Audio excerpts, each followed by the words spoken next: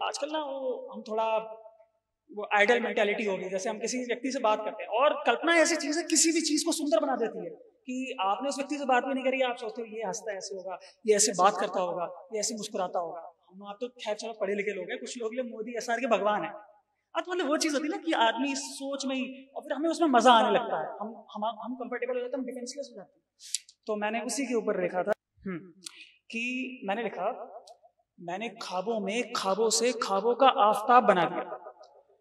मैंने मैंने ख्वाबों में ख्वाबों से ख्वाबों का आफताब बना दिया। वो चमकता था रातों में, उसे इतना बेहिसाब बना दिया।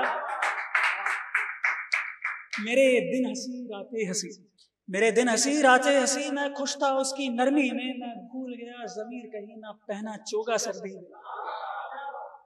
मेरे आंखों में उसकी तवानी है, तवानी बोलते हैं स्पार्क को, ब्राइटनेस को। मेरे आंखों में उसकी तवानी है, मेरे आसमां में कोई बादल नहीं, मैं मुस्कुराते हुए ठिठुरता था, मैं कोई आवारा पागल नहीं। तुम कहते हो तो झूठ सही, तुम कहते हो तो झूठ सही, जो बुखार उतरेगा तब उतरने दो, क्यों परेशान करते हो, एक सर्दी तो गुजरने दो। एक आगे बढ़ते हैं अगर इस सिलसिले में, तो ये मैंने लिखी थी। मैं एक्चुअली बाजार में घूम रहा था, मैंने देखा आइसक्रीम के ठेले पे, गर्मी बहुत थी उस वक्त, तो मैं आइसक्रीम लेने चला गया था। तो एक बच्चा ऐसे पैसे मांगने थोड़े आया था, ऐसे भूखा था वो भी। तो मैं देख रहा था एक औरत आई थी अपने बच्चे के साथ, और वो उसे आइसक्रीम दिला रही, और वो बस उसे दूर से ताड़ रहा था, फिर वो उन्हीं से पैसे मांगने आया था।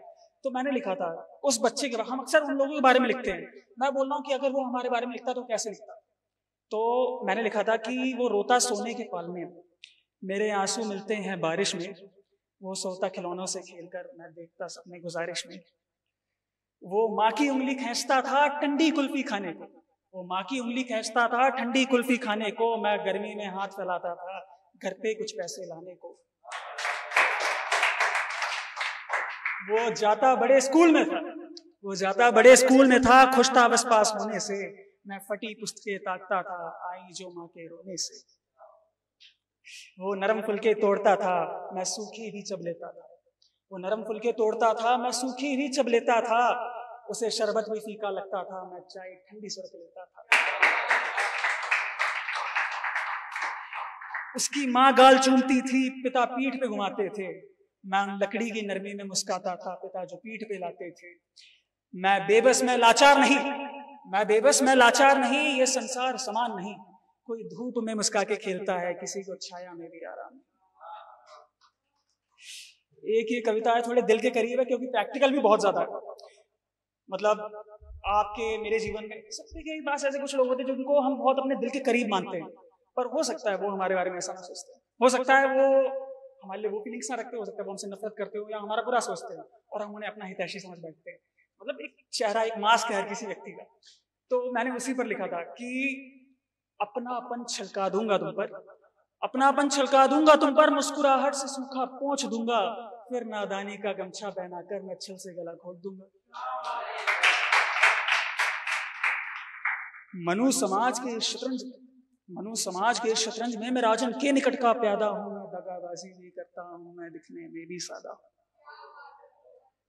मुझको ना मुखवाणी से समझ सकोगे, ना कद काठी से परख सकोगे, इतने रस से बोलूंगा तुमसे, भग्न होने पर भी ना भड़क सकोगे। मैं निकट आया अपना समझोगे, चला गया सपना समझोगे, अनुभूत किया जो का समझोगे, क्या हुआ धोखा समझोगे। मुझसे मुझसे कुटिल कोटि इस समाज में, मुझसे कुटिल कोटि इस समाज में, सिर्फ विवेकी परख सकेगा, मोह सरलता जिस मनुज में, वो मूर्ख से बिलक सकेगा, वो मूर्ख से बिलक सकेगा।